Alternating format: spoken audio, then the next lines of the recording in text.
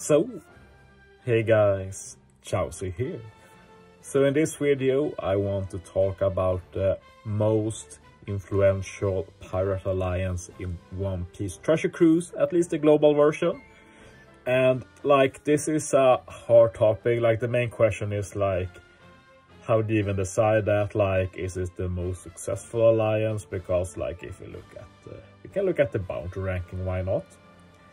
And look at alliances. You think it will be one of the maybe top 3 alliances, like my alliance Passione number 3, the Korean alliance 8 is number 2, and like usual, Assault Force AF is number 1. So maybe people think in this video think it's about Assault Force, but I want to say that the topic of this video is mostly about alliances that actually influence other people playing the game.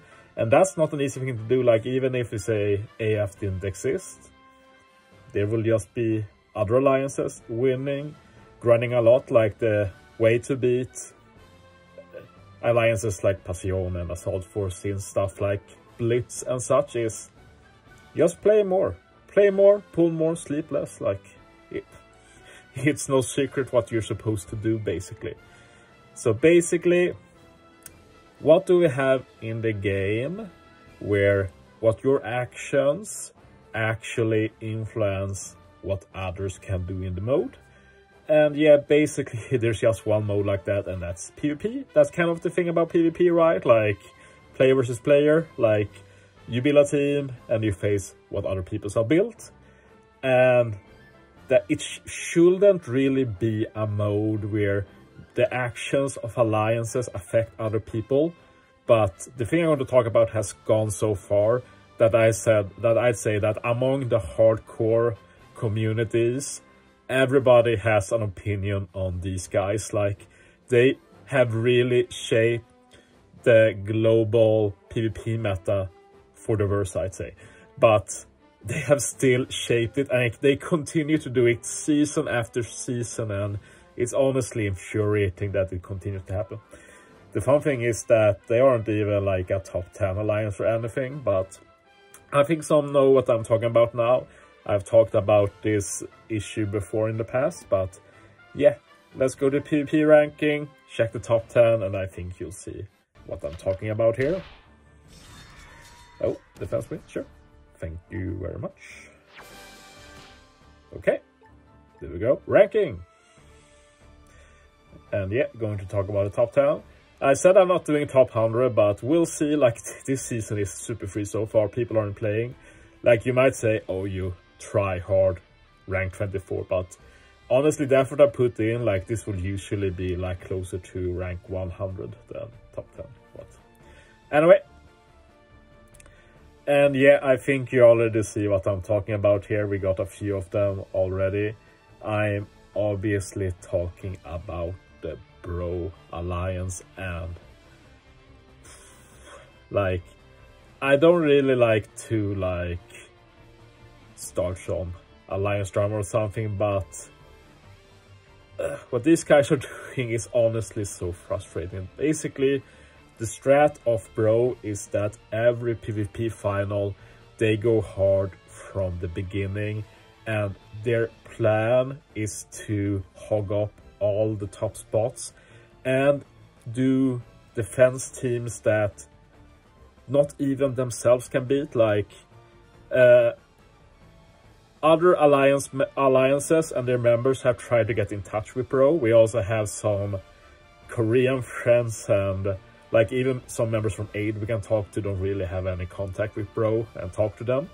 But yeah, some have been able to join the Korean forums, talking to them and talking in DMs, and really trying to make Bro like just change their approach from PvP, because it's negatively affecting anyone who wants to do top 10. Because like, we can take my position for example. Like, the best way to get into top 10 is to usually find like 3 teams I can beat, because you can basically keep refreshing the same 3 teams if they are above you. So that's usually the strat, but it's just that you need to find those 3 teams.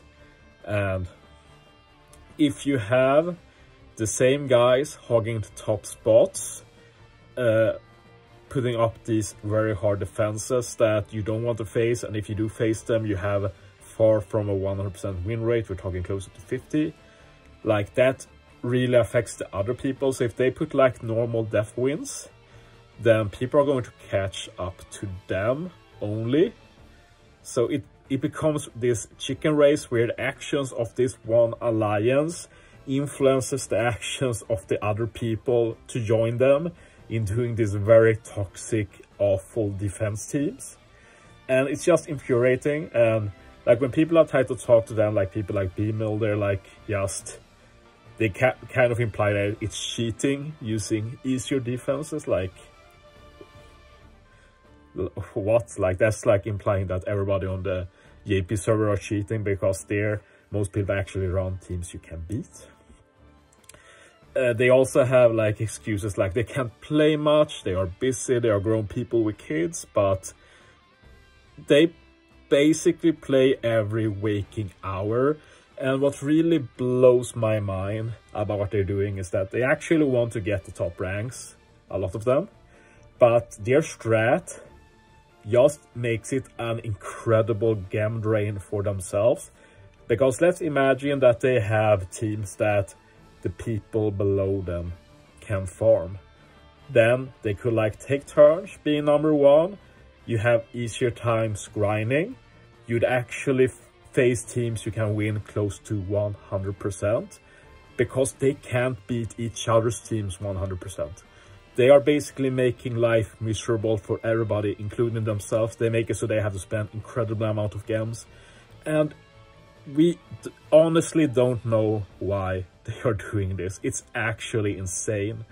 And I can basically say that due to the action of this one alliance, I basically given up even considering going for top 10. Like, it's a nightmare. I don't want to do it. And I can tell you that other people think like me here, like, it's just not fun. Like, they actually ruin the fun of this mode that it could have. And it's not like this mode is very fun to begin with, let's be real, but that's another discussion. But yeah, I do find this fascinating though, because as said, an alliance shouldn't have this impact on a mode. And obviously we have some other mainstays that have been in top recently that I've also been annoyed with, like a bit below here maybe. Wanted, for example. He's a bit not top 10 now, but I've been annoyed with him in the past for copying them. But I do sympathize because there is no reasoning with these guys. Like, when people got in touch with them, they managed to change their teams to like a very annoying 6-man defense for like a day before they reverted. Like, they can't help themselves. They have to run the worst possible defense team that is possible. And I feel like I've run out of ways to say this, but what Bro are doing benefits no one. They are ruining it for themselves. They are making themselves spend a lot of games. And I think the cherry on the cake is that you could say, well, if we take B-Mill, he's like the most successful global player ever in PvP, which props to that, of course. But it's not like this guarantees wins. They often don't get first. People challenge this insanity and go harder and spend more, play more. So they are basically wasting games for nothing guaranteed in return. I don't know if you've tried being first. Most people probably haven't. I've not really done it either. I maybe been a bit below first sometime. But the point gain you get is so low, and being first, you can only face people below you, and we're talking maybe 10 points. And that depends if you get a team kind of close to you, which is RNG. Like, if we take fourth place can guaranteed face the top 3, so can get decent points. I say decent, but we're talking maybe, I don't know, 18, maybe less. If they get a win streak, of course, which is very unlikely with these defense teams, of course.